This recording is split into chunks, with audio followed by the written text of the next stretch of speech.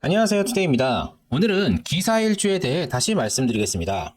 제가 얼마 전에 기사일주에 대한 영상을 올렸었는데요.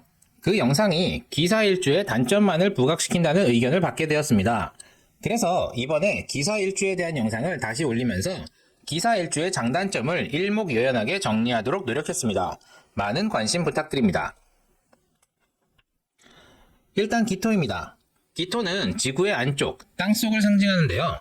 기토는 땅속에 있는 뿌리에 영양을 공급하고 온난하게 함으로써 배양하는 역할을 합니다. 배양을 하려면 일단 개수로 촉촉하게 해주고 병화로 온난하게 해야겠죠.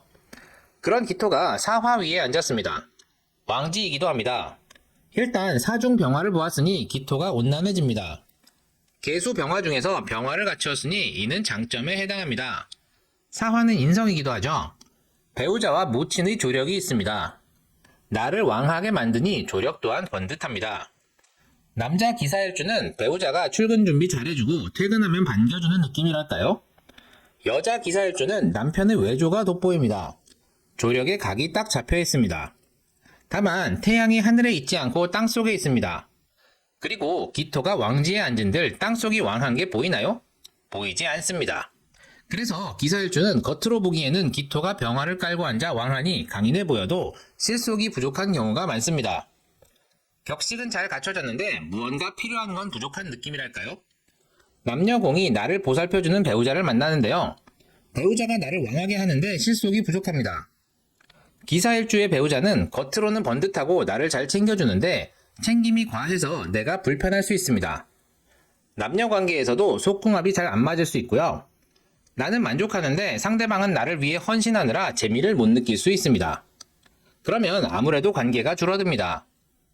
인성은 모친이기도 하죠. 여자의 경우 처녀 때는 집 나가 살다가 결혼하고 친정과 밀접해지는 경우가 많습니다. 그리고 사중병화, 엄마의 입장에서는 지장간에 식재를 품고 있는데요. 우리 엄마가 할머니와 시어머니를 품고 있습니다. 기사일주의 엄마는 맏며느리, 시집와서 고생한 엄마일 가능성이 높습니다. 그래서 봐온 것이 있기 때문에 여자 기사일주는 엄마와 같은 환경에 처했을 때 처신을 잘하는데요. 시부모 봉양을 잘합니다. 반면에 남자 기사일주는 자기 와이프도 그렇게 해줄 걸로 생각합니다. 부인에게 요구가 많고 가부장적입니다. 그리고 사화는 역마의 글자이죠. 30세 이후 고향을 떠나 타지에서 살 가능성이 높습니다. 30세 이후 타지에서 움직이므로 직장인들보다는 프리랜서가 많습니다. 그리고 배우자 공에 역마지가 있으니 배우자를 여행지나 타지에서 만날 확률이 높고요. 그러다 보니 중매보다는 연애 결혼이 많습니다. 결혼 또한 급작스럽게 이루어지는 경우가 많습니다. 사화는 인성이기도 하죠. 인성은 문서 매매가 급작스럽게 이루어집니다. 내가 원하는 날짜, 필요한 시기가 아니고 애먹어가면서 급작스럽게 집이 팔립니다.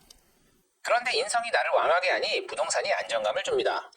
이익을 주니 안 주니를 떠나서 내가 가진 부동산은 내 인생의 노후를 책임져 줍니다. 다만 타이밍이 엇나가는 경우가 많습니다. 문서 매매가 급작스러우니 사는 집과 내 집이 다른 경우가 많습니다. 공부를 할 때도 시험에 나올 부분을 콕 집어서 한다기보다는 약간 진짜 공부하듯이 전 범위를 방대하게 하는 경향이 있습니다. 노력 대비 효율은 떨어질 수 있지만 성적은 나쁘지 않습니다. 형충행합을 보면 일단 인사신사명사를 말씀드릴 수 있습니다. 인사신사명살은 흔히 배신사와 연관이 많은데 배신을 하거나 당하게 됩니다. 원인과 결과가 명백하고요. 동업관계나 금전 부분에서 배신을 하거나 당하는 경우가 발생할 수 있습니다. 여자의 경우 시집살이를 심하게 할 수 있고요. 역마 글자들의 형인이 이동이 잦습니다. 배우자 공에 인사신형을 당하니 배우자에게 배신을 하거나 당합니다.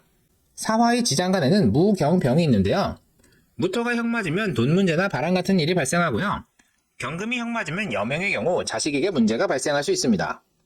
병화가 형 맞으면 문서, 배우자의 학벌이 말한 것과 실제가 다르다든지 부동산 관련 문제가 발생할 수 있습니다. 또한 사해충을 논할 수 있는데요. 일단 원국에 사해충이 있으면 이혼수를 논합니다. 그리고 사화와 해수의 지장간 중 무토를 제외한 경금, 병화, 간목, 임수가 피해를 입으니 부모님, 배우자, 자식에게 문제가 발생할 수 있습니다. 그리고 사해충은 월일충과 일시충이 발생할 수 있겠죠. 월지가 해수인데 사화와 충을 하면 아무래도 계절이 해월이니 화의 피해가 우려됩니다. 화는 인성이죠. 재성과 인성이 충돌이니 15에서 30세 사이에 부모님의 이혼이나 사별이 발생할 수 있습니다. 아무래도 모친 쪽의 피해가 크겠죠? 물론 배우자와의 이혼도 가능합니다. 역마의 충인이 성장기의 이동수를 강하게 읽어줍니다. 일시충은 시지에 해수가 있는 경우겠죠? 30에서 45세 사이에 이혼수를 강하게 읽어주고요. 지장간인 경금, 병화, 간목, 임수가 피해를 보니 진로가 막히거나 문서 또는 관제수로 인한 재물의 손실을 예상해 볼 수 있겠습니다. 시지를 충하니 자식에게 문제가 발생할 수 있겠네요. 원국의 사해충이 없더라도 유년에서 해수가 들어올 수도 있죠. 이동수를 강하게 읽어줍니다. 보통 4월에 발동되어 해월에 마무리가 됩니다. 원국에 인사신 사명사까지 있다면 이동성이 더 강하겠죠. 그리고 배신사와 연관하여 뒤통수를 치거나 맞는 일들이 해년에 심하게 나타납니다. 오늘은 기사일주를 다시 한번 리뉴얼하는 시간을 가져보았습니다. 장단점을 정리하려고 노력해보았는데 어떠셨는지 모르겠습니다. 앞으로 일주론 영상을 올릴 때 조금 더 이런 부분을 신경 쓰도록 하겠습니다. 그리고 다시 한번 말씀드리지만 일주론은 4주 8글자 중 단지 2글자로 풀이하는 것이기 때문에 MBTI 정도로 재미로 즐겨주시면 좋겠습니다. 도움이 되셨나요? 도움이 되셨다면 구독과 좋아요, 알림 설정 꼭 부탁드립니다. 그럼 이만 마치도록 하겠습니다. 감사합니다.